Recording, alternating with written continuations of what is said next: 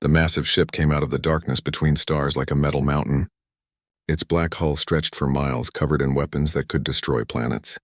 This was the Dominion's Eye, and it belonged to the Zephyrian Empire. Commander Vexithera stood on the bridge, her four arms crossed behind her back. Her green skin shimmered under the bright lights, and her large black eyes studied the screens around her. She was tall, nearly 8 feet, with armor that could stop bullets. Like all Zephyrians, she had lived for over 300 years and had seen many worlds fall to her empire. "Report," she said in her deep voice. "The third planet shows excellent mineral readings." "Commander," said her science officer.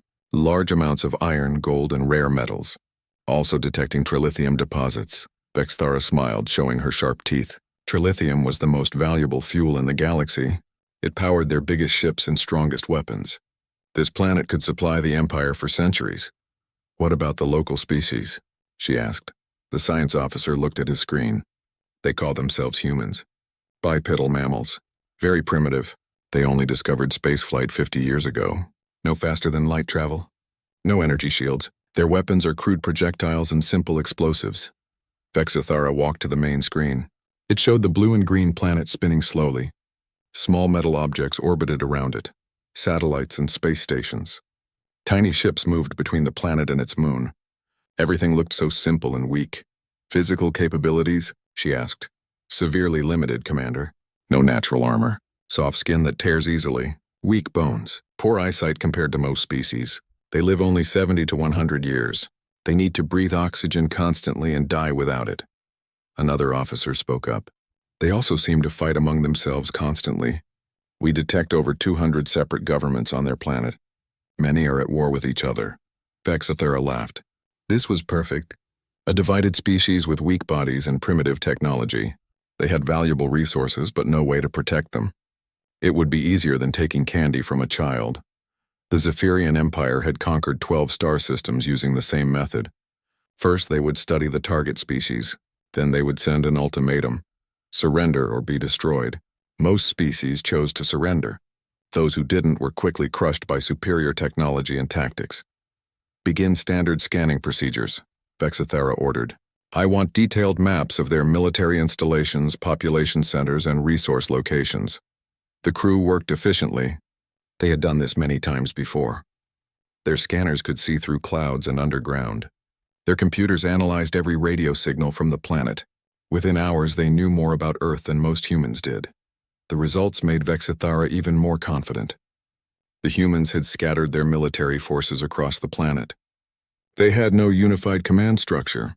Their weapons were chemical explosives and metal projectiles, nothing that could threaten Imperial armor. Their space fleet consisted of a few hundred small craft that moved slowly and had no real weapons. "They do have nuclear weapons," reported the weapons officer. "Several thousand warheads spread across the planet." Vexithera waved a dismissive hand. "Primitive fusion devices.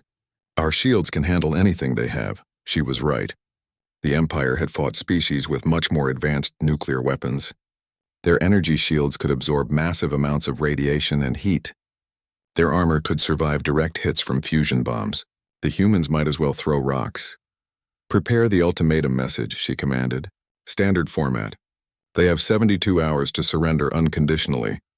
The communications officer began working. The ultimatum was always the same: surrender completely, and the population would be allowed to live as workers for the Empire. Refuse and face total destruction. Most species chose to live. The message was sent to every government on Earth. It was translated into every major human language. The translation computers easily broke their simple communication codes. The message was clear: "People of Earth, you are now under the authority of the Zephyrian Empire. You will surrender all military forces immediately. You will provide complete access to all resources on your planet. Your governments will dissolve and accept imperial rule. You have 72 hours to comply. Failure to surrender will result in the destruction of your species." Vexithera expected quick replies. Most species started negotiations within hours. They tried to bargain for better terms or more time. It never worked, but they always tried. The first responses came back quickly, but they were not what she expected. "Commander," said the communications officer, looking confused. "We're receiving replies." "Good. Are they ready to discuss surrender terms?" No, Commander.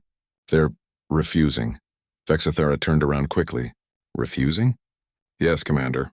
We've received over 50 responses so far. All of them are refusals. Some are quite colorful. The communications officer put the messages on the main screen. Vexithara read them with growing surprise. The United States of America rejects your demands and will defend Earth with all available forces. The Russian Federation does not recognize your authority and will fight any invasion. The People's Republic of China refuses surrender and will resist occupation. More messages kept coming. Every nation on Earth was saying the same thing. They would not surrender. They would fight. One message made Vexithara pause. It came from something called the United Nations. It was signed by nearly every government on Earth. To the Zephyrian Empire, Earth rejects your ultimatum. We may be divided by borders and politics, but we are united as humans. We will not surrender our world or our freedom. If you want Earth, you will have to take it from our dead hands. Vexithara stared at the message. In 300 years of conquest, she had never seen anything like this. A primitive species was choosing to fight the mighty Zephyrian Empire. They must be insane. Commander, said her science officer. There's something else. We're detecting increased activity on the planet. Military forces are mobilizing. Their space stations are being armed. They're actually preparing to fight us. Vexithara looked at the tactical display. Red dots were appearing all over Earth. Military bases going to high alert. Ships moving to defensive positions. Weapons being loaded and aimed at the sky. How long until the main fleet arrives? She asked. 6 days, Commander. Send a message to Admiral Korthvex. Tell him the humans have refused surrender. We will proceed with standard invasion protocols. As her officers worked, Vexithara studied the planet again. The humans were making a terrible mistake. They had no idea what they were facing. The Zephyrian Empire had weapons that could crack continents. They had soldiers that could tear through steel with their bare hands. They had conquered species far more advanced than these primitives, but something about their response bothered her. There was no fear in their messages, no begging for mercy, no attempts to negotiate, just simple direct refusal. She had seen brave species before. She had seen desperate last stands, but she had never seen an entire planet unite so quickly against invasion. The humans had stopped fighting each other and focused on the external threat. Maybe they were braver than she thought. Or maybe they were just too stupid to understand what was coming. Either way, it didn't matter. In a few days, the Imperial fleet would arrive. Then the humans would learn what happened to species that defied the Zephyrian Empire. Vexithara smiled again. This might be more interesting than she had first thought. The Imperial fleet came out of hyperspace like thunder from the void. 12 massive dreadnoughts led the formation, each one larger than a city. Behind them came 40 cruisers, their hulls bristling with weapons. Hundreds of smaller ships filled the space around them, fighters, bombers, and troop transports. Admiral Korthvex stood on the bridge of his flagship, the Hegemony's Fist. He was even larger than Commander Vexithara, with battle scars covering his green skin. His armor was black and gold, marking him as one of the Empire's greatest warriors. He had conquered 6 worlds personally. Begin orbital bombardment, he ordered. Target their military installations first. The fleet opened fire. Bright beams of energy shot down from space, striking Air Force bases, naval ports, and army installations around the globe. Each beam carried more power than 100 nuclear bombs. Within minutes, major military sites on every continent were burning. But the humans didn't break. Instead of surrendering, they fired back. Nuclear missiles rose from hidden silos across Earth. Submarines launched ballistic missiles from beneath the oceans. Mobile launchers fired from trucks and trains that had been disguised as civilian vehicles. The Imperial shields absorbed most of the attacks, but some got through. A cruiser took 3 direct hits and lost its main engines. A dreadnought's shield generator overloaded when 50 missiles hit it at once. Impossible, said Admiral Korthvex. Their weapons shouldn't be able to penetrate our defenses. They're using crude tactics, Admiral, reported his weapons officer. Instead of one large warhead, they're using swarms of smaller ones. Our shields can't track them all. On the planet below, humans were adapting faster than anyone expected. When their fighter jets were shot down, they launched more missiles. When their missiles were intercepted, they built more launchers. When their command centers were destroyed, new ones appeared in schools, hospitals, and office buildings. General Patricia Hayes coordinated the defense from a bunker deep under the Rocky Mountains. She had been a U.S. Air Force general, but now she commanded a global alliance of every military on Earth. Russian submarines worked with Chinese destroyers. British intelligence shared data with Iranian hackers. Indian engineers worked alongside Pakistani scientists. "They're targeting our communications," reported her aide. "We've lost contact with Europe and Asia." "Switch to backup systems," Hayes ordered. "Amateur radio, Morse code, carrier pigeons if we have to. We keep fighting." The Empire had expected the humans to collapse when their governments were destroyed. Instead, the humans formed new command structures instantly. Local militaries took orders from whoever was closest. Police forces became soldiers. Civilian volunteers joined the fight. Dr. James Morrison was a physicist at MIT. When the invasion began, he was working on theoretical particle physics. Now he was in an underground lab studying pieces of Imperial technology that had been shot down.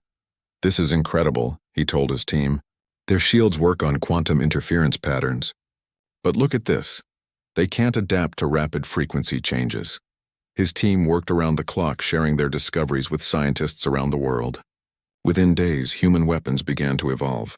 They modified radar systems to disrupt Imperial sensors. They changed their missile guidance systems to confuse Imperial defenses. The fighting was brutal. Imperial ground forces landed in major cities around the world.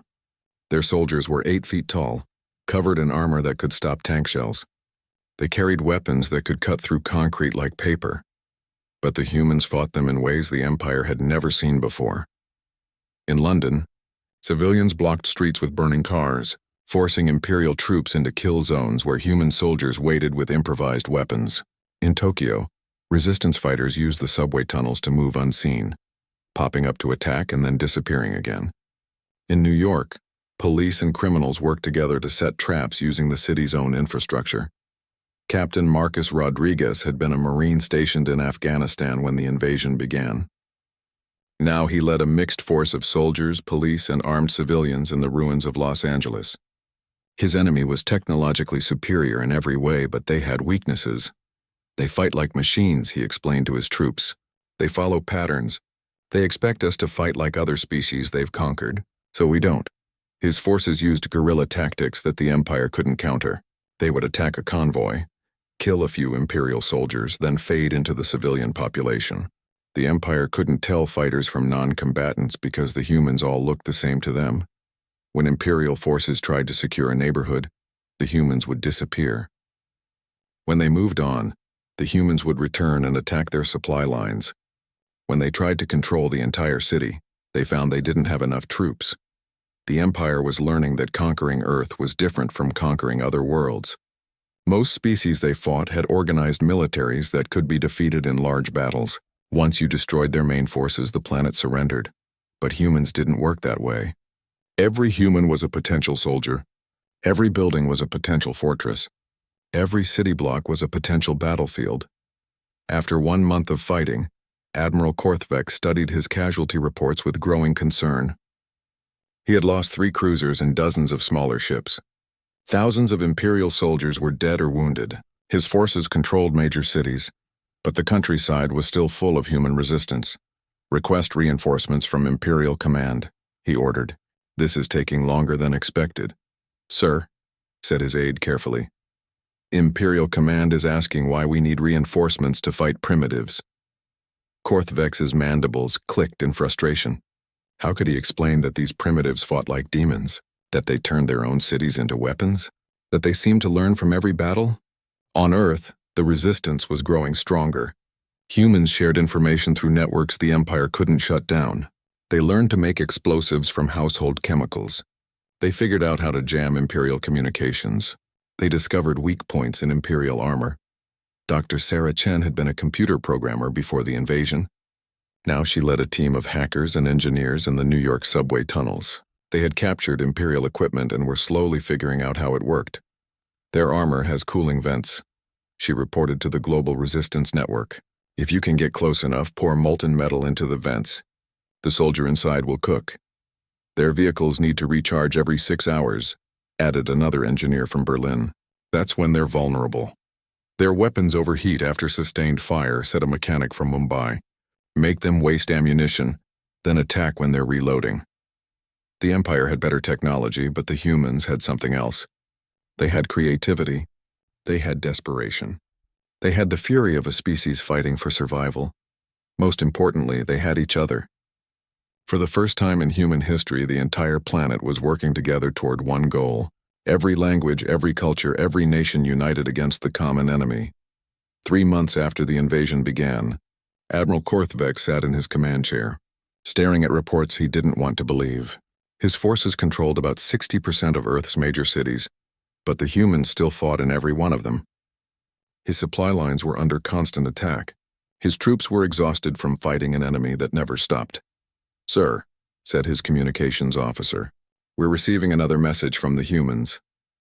Put it on screen.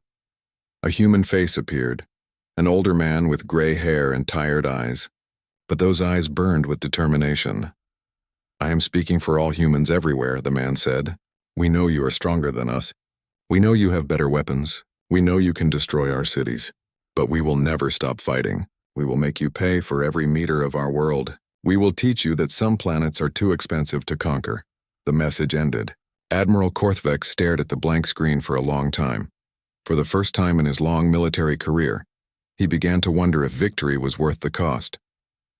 6 months had passed since the invasion began. The world looked very different now. Most major cities lay in ruins, their skyscrapers reduced to broken concrete and twisted metal. Smoke rose from 1,000 fires across every continent. But in the shadows of this destruction, something unexpected was happening. The humans were winning. Not in the way that military textbooks defined victory. They hadn't driven off the Imperial fleet or recaptured their capitals. But they were making the occupation so costly that the Empire was beginning to question whether Earth was worth the price. Dr. Sarah Chen crouched in what used to be Grand Central Station in New York. The beautiful terminal was now a maze of rubble and makeshift barriers. But hidden beneath the wreckage was something the Empire never suspected. A laboratory where humans were performing miracles. "Hand me that power coupling," she said to her assistant, a former NASA engineer named David Park. They were working on their latest creation, a weapon built from scrapped Imperial technology and human ingenuity. The Empire's energy rifles were powerful but complex. The humans had simplified the design, making it cruder but easier to build and repair. "Field test results are coming in from around the world," David reported, reading messages on a modified radio. "London says the new design works perfectly. Moscow reports they've built 50 units. Tokyo wants the blueprints for the targeting system." Sarah smiled grimly. This was how the resistance worked now. Someone in one city would discover something useful, and within days humans across the planet would be building copies. The Empire's technology was advanced, but it was also standardized. Once humans figured out how to counter one thing, they could counter it everywhere. The Imperial forces had learned to fear the human underground. Not because of any single weapon or tactic, but because the humans seemed to learn from every encounter. Each battle taught them something new. Each captured piece of equipment became a lesson in how to fight back. Captain Marcus Rodriguez moved through the ruins of downtown Los Angeles like a ghost. His Marine training had prepared him for combat, but not for this kind of war. He led a force of 300 fighters, former soldiers, police officers, gang members, and ordinary citizens who had picked up weapons when their world was invaded. Behind him, his second-in-command was a woman named Elena Vasquez, who had been an astronaut before the invasion. Her knowledge of technology made her invaluable in adapting Imperial equipment for human use. "Target confirmed," she whispered into her radio. "Imperial supply convoy, 6 vehicles heading down Main Street." The convoy was heavily guarded, but the humans had advantages the Empire couldn't counter. They knew every building, every alley, every sewer tunnel in their own cities. They could appear anywhere and disappear just as quickly. Rodriguez gave the signal. Explosives hidden in the road detonated, flipping the lead vehicle and blocking the convoy's path. Human fighters emerged from buildings on both sides, firing weapons that the Empire had learned to fear. The humans had discovered that Imperial armor had weak points at the joints. Their shields could be overloaded by multiple hits in rapid succession. Their weapons needed time to recharge between shots. Most importantly, the humans had learned that Imperial soldiers were individuals, not machines.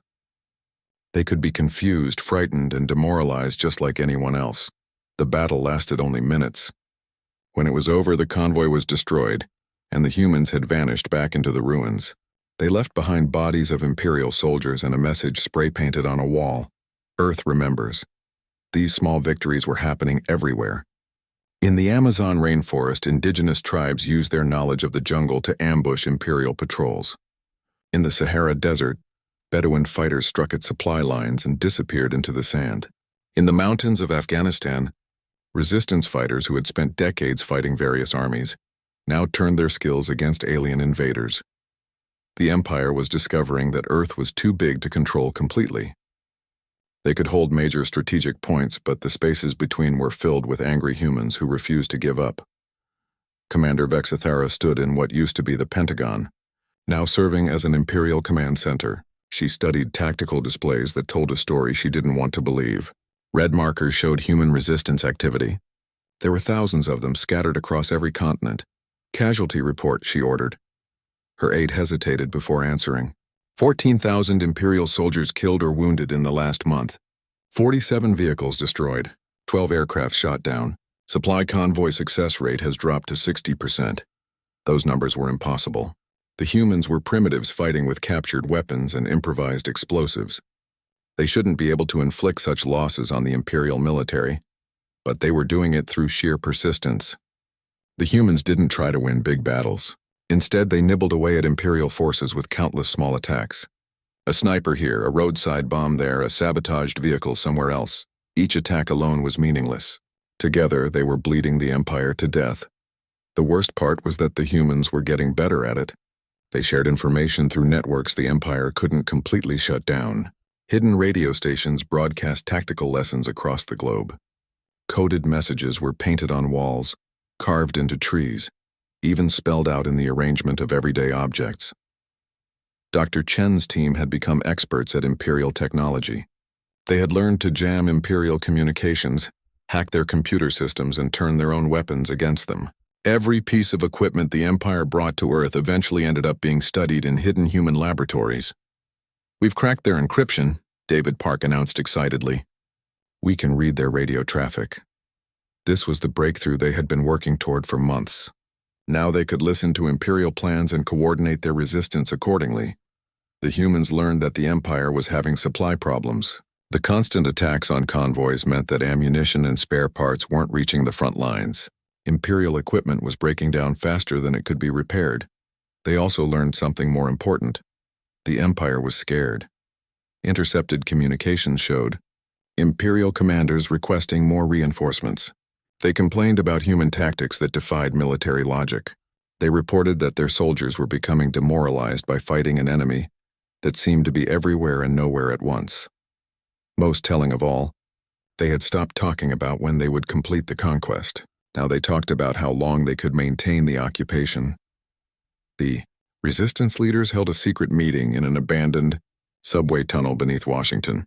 D.C. representatives from around the world gathered in person or joined by encrypted video link.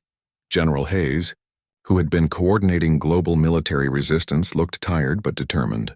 "The Empire controls about 40% of our major population centers," she reported. "But they can't move freely anywhere on the planet. Every time they venture outside their secure zones, we hit them." Captain Rodriguez spoke next. "Our fighters are getting better equipped every day. We're building weapons that can punch through their armor. We're making vehicles that can outrun their patrols. Most importantly, we're learning to think like they think." Dr. Chen added her report. "We've decoded most of their technology now. We understand their weapons, their vehicles, even their ships. We're finding weaknesses they don't know they have." Elena Vasquez raised a surprising possibility. "We've been fighting defensively for 6 months. Maybe it's time to think about taking the offensive." The room went quiet. The idea of humans attacking the Empire seemed impossible. But as they discussed it, the plan began to take shape. The Empire's greatest strength was their technology. But technology needed maintenance, fuel, and replacement parts. All of those things came from space, through supply ships that traveled predictable routes. The humans had been learning to fight on the ground. Now they needed to learn to fight in space. "It's insane," General Hayes said finally. "We don't have spacecraft that can challenge Imperial ships." "We don't have spacecraft yet," Elena corrected her. "But we have the plans for Imperial vessels. We have captured materials and power systems. We have 6 months of experience fighting them. Dr. Chen nodded slowly. We could build something. It wouldn't be pretty, and it probably wouldn't last long. But if we could hit their supply lines... Captain Rodriguez smiled for the first time in months. The Empire came here expecting to fight primitives. Let's show them what humans can really do when we put our minds to it. Outside the tunnel, the war continued. Imperial patrols moved carefully through streets they thought they controlled, not knowing that human eyes watched their every move. Resistance fighters prepared for another night of hit-and-run attacks. But in the darkness beneath the ruined capital, humans were planning something the Empire had never seen before. They were going to take the fight to the stars themselves. Elena Vasquez floated in the darkness of space, surrounded by the twisted metal that had once been the International Space Station. Her life support system showed 30 minutes of oxygen remaining. Below her, Earth glowed blue and white, beautiful despite the wars raging across its surface. She had been the only survivor when Imperial fighters destroyed the station 8 months ago. Now she drifted among the wreckage, conducting salvage operations for the Resistance. It was dangerous work, but someone had to recover the equipment that human engineers needed to build their impossible dream. As she worked to disconnect a solar panel array, her radio crackled with an unexpected transmission, but this signal wasn't coming from Earth. It was coming from deep space, and it wasn't human. Human craft, this is Captain Zara of the Kepler Alliance vessel Star Wanderer. Please respond if you can hear this message. Elena nearly dropped her tools. Another alien voice. But this one sounded different from the Imperial communications she had heard. Softer somehow, less threatening. This is Elena Vasquez, she replied carefully. I'm human. We know, came the reply. We've been watching your planet for several months. We need to talk. An hour later, Elena found herself aboard a ship unlike anything she had ever seen, where Imperial vessels were all harsh angles and intimidating bulk. The Alliance ship seemed to flow like water frozen in motion. Its corridors were curved and organic, lit by soft bioluminescent panels. Captain Zara was humanoid, but clearly not human. She was taller and thinner, with blue-tinted skin and large, intelligent eyes. Her species, she explained, was called the Karathi, and they came from a star system 200 light-years away. Your species has impressed us, Zara said as they walked through the ship. We've been monitoring the Zephyrian Empire's expansion for decades. Usually when they conquer a world, the fighting is over within weeks. You've been watching? Elena asked. Why didn't you help us? Zara's expression was sad. We've learned to be careful about interfering.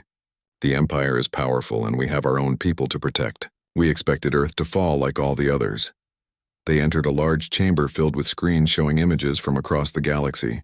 Elena saw dozens of star systems, hundreds of worlds. Some were green and blue like Earth. Others were red and barren. Many showed the dark scars of Imperial conquest. The Zephyrian Empire has been expanding for 3 centuries, Zara explained. They've conquered 47 star systems. Billions of beings have been enslaved or killed. They seem unstoppable. But you said we impressed you, Elena said. What did we do that others didn't? Zara pointed to a screen showing Earth from orbit. Imperial ships still controlled the space around the planet, but their formations looked different now. Less confident, more defensive. You survived, Zara said simply. More than that, you're winning. The Empire has never faced resistance like yours. They're losing ships, soldiers, and equipment faster than they can replace them. Their military commanders are requesting reinforcements for the 3rd time. Elena stared at the screen. From space, Earth looked peaceful. It was hard to believe that such fierce fighting was happening on its surface. We want to help you, Zara continued. The Kepler Alliance includes 17 species from 9 star systems. We've been waiting for someone to prove that the Empire can be defeated. You've done that. She led Elena to another chamber where alien engineers were working on unfamiliar technology. These are quantum communication devices, Zara explained. They allow instant communication across any distance. We want to give them to your resistance leaders. Why? Elena asked.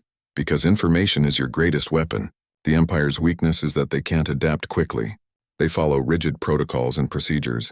You humans seem to be natural innovators. Given the right information, you might find ways to hurt them that we never considered. Elena thought about Dr. Chen and her team, working with captured Imperial technology in their underground laboratory. About Captain Rodriguez and his fighters. learning to turn the Empire's own tactics against them. About the thousands of resistance cells around the world, each discovering new ways to fight back. What kind of information? She asked. Zara smiled. Everything we know about Imperial technology, tactics, and weaknesses. Ship designs, weapon specifications, communication protocols. 3 centuries of observation and analysis. Elena felt her heart racing.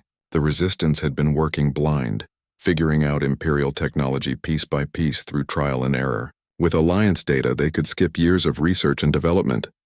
There's more, Zara said. The Imperial fleet currently besieging your world represents about 25% of their total military capacity. They've pulled ships from garrisons across their empire to subdue Earth. If you could destroy that fleet, it would cripple them, Elena finished. More than that, it would show every enslaved species in the galaxy that the Empire can be defeated. Revolts would break out on dozens of worlds.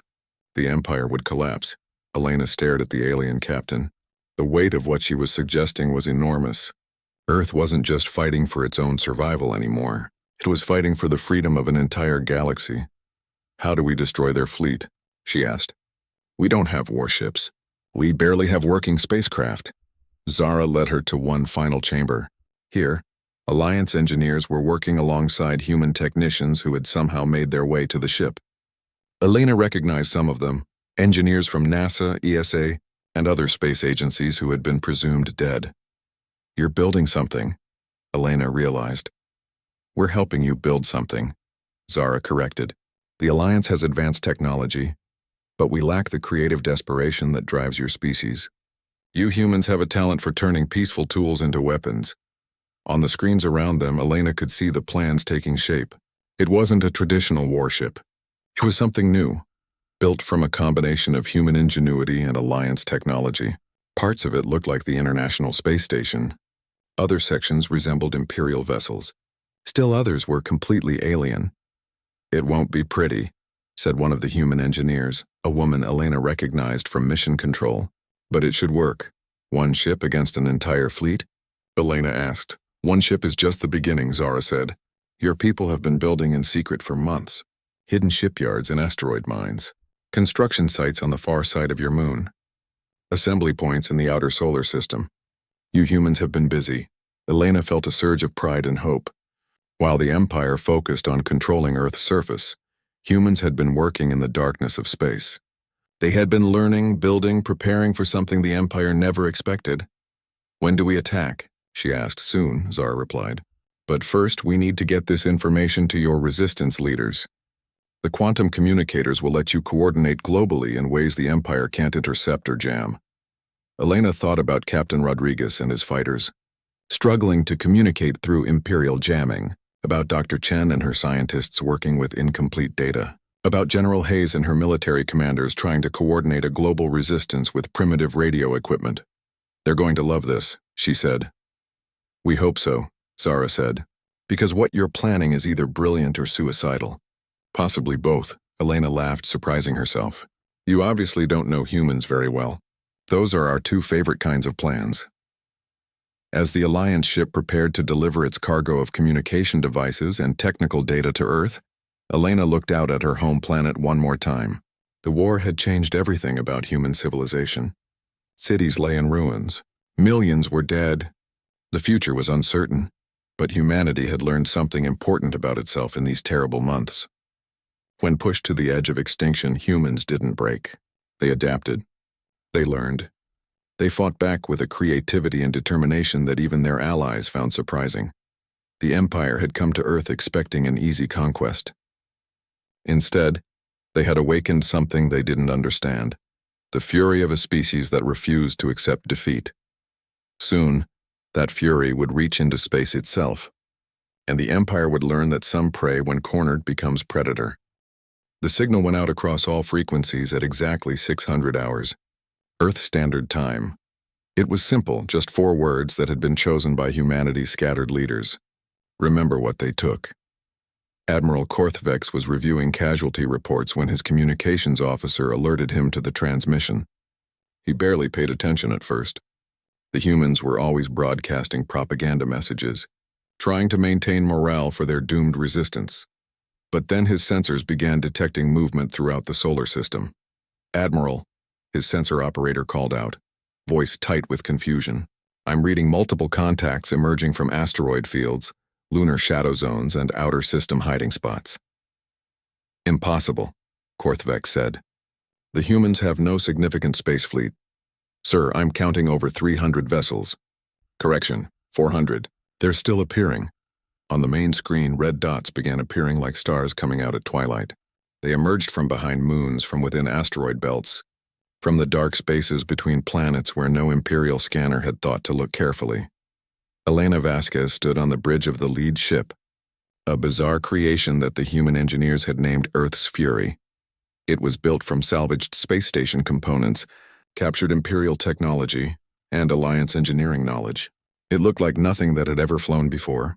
Part space station, part warship, part desperate improvisation. All ships report ready, came the voice of Captain Rodriguez over the quantum communicator. He commanded a vessel built around the hull of a cargo ship, bristling with weapons cobbled together from Imperial wreckage. London Station reports ready, said another voice with a British accent. Moscow wing is in position.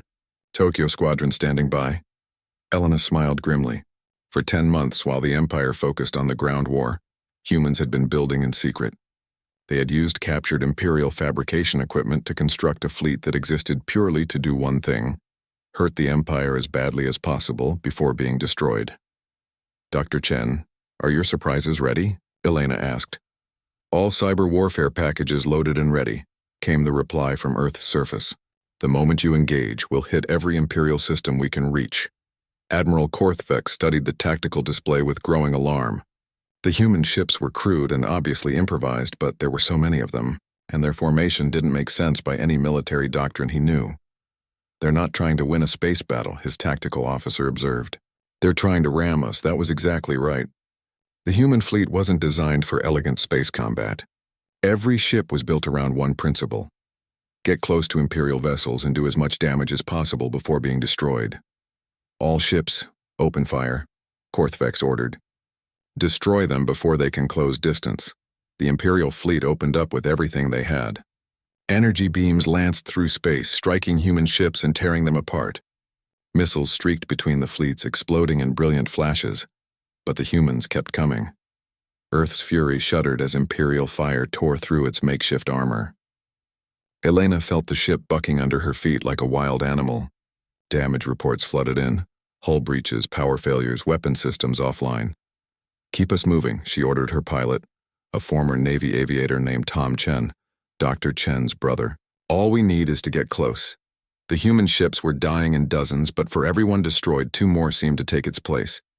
They fought with a reckless abandon that shocked the Imperial crews. When their weapons failed, they used their ships as weapons. When their ships were crippled, they overloaded their reactors and turned themselves into bombs.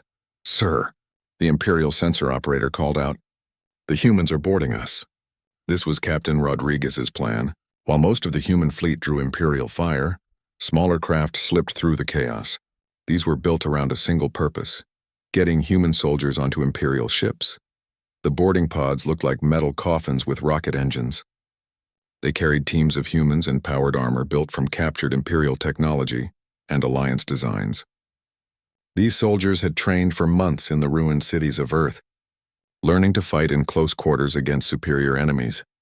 Rodriguez's pod punched through the hull of an Imperial cruiser like a bullet through paper. The moment the breach was sealed, his team poured out into the corridors of the enemy ship. Imperial soldiers were deadly fighters in their own environment. They were larger, stronger, and better armed than humans, but they had never faced enemies who fought the way humans did. The human boarders didn't try to fight fair. They used the ship's own systems against its crew. They turned off the lights and fought in darkness, using night vision equipment the Alliance had provided. They flooded compartments with toxic gases. They overloaded power systems to create electrical fires. Most importantly, they fought with the fury of a species that had nothing left to lose. Rodriguez and his team fought their way through corridor after corridor, leaving a trail of destruction behind them. Their mission wasn't to capture the ship. It was to destroy it from the inside. Reactor control room secured, reported one of his sergeants. Ready to overload on your command. Across the battle, similar scenes played out on dozens of Imperial ships. Human boarding teams fought their way to critical systems and began the process of turning Imperial vessels into bombs. Admiral Korthvex watched his fleet being torn apart by an enemy that shouldn't have been able to threaten them. The humans were losing 10 ships for every Imperial vessel destroyed, but somehow it felt like the Empire was losing. "Sir," his aide reported, "we're receiving a transmission from the human flagship." "Put it through." Elena Vasquez appeared on the screen. Her face was streaked with blood and soot, but her eyes burned with unshakable determination. "Admiral Korthvex," she said, "I want you to remember this moment. Remember that you came to our world thinking we were weak. Remember that you tried to enslave us. Remember that humans never forget and we never forgive." "Your fleet is being destroyed," Korthvex replied. "Surrender now and I will spare your lives." Elena smiled, and there was something terrible in that expression. Our fleet was always going to be destroyed. We built it to be destroyed. The question is, how much of yours comes with us? As she spoke, explosions began blooming throughout the Imperial formation. The human boarding teams had reached their targets. Imperial cruisers and destroyers began tearing themselves apart from the inside as their own reactors overloaded. But the humans had one more surprise. "Dr. Chen," Elena said into her communicator. "Now would be good." On Earth's surface, Dr. Chen activated the cyber warfare systems her team had been developing for months. Using quantum communicators that couldn't be jammed, they launched coordinated attacks on every Imperial computer system they could reach. The Empire's technology was advanced but standardized. Every ship used the same operating systems, the same security protocols, the same network architectures. The humans had learned all of this by studying captured equipment. Now they turned that knowledge into a weapon.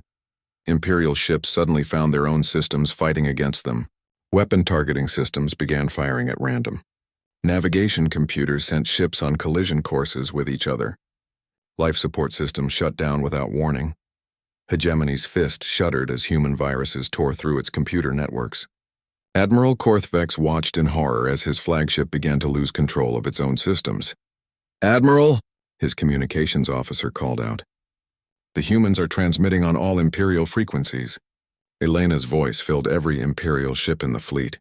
"This is for everyone you've enslaved. This is for every world you've conquered. This is for every species you've destroyed. Earth remembers them all." The battle was chaos now. Imperial ships fired on each other as their systems were compromised. Human vessels rammed into anything they could reach. Explosions lit up space like a deadly fireworks display. Earth's fury was falling apart around Elena, but she kept fighting. Her ship's weapons were gone, its engines were failing, but it still had momentum. She aimed it at the Hegemony's fist and locked the controls.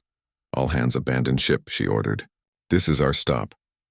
As her crew escaped in life pods, Elena stayed at the controls, guiding her dying ship toward the Imperial flagship. Admiral Korthvex saw her coming and knew he couldn't stop her. The two ships collided in a blaze of fire and metal. The Hegemony's fist, pride of the Imperial fleet, broke apart under the impact. Elena Vasquez died as she had lived in the final months, fighting for her species and her world. But her sacrifice was the signal for the final phase of the human plan. All across the solar system, human ships began overloading their reactors simultaneously. They turned themselves into bombs, taking Imperial vessels with them in chains of explosions that lit up the darkness. When the battle finally ended, more than half the Imperial fleet was gone. The survivors limped away from Earth, their ships damaged and their crews demoralized. Admiral Korthvex, rescued from the wreckage of his flagship, sent a message to Imperial Command that would change the course of galactic history. Earth cannot be conquered. The humans fight with a madness that defies all logic. Recommend immediate withdrawal from this system. We have awakened something that should have been left alone. The message spread throughout Imperial space.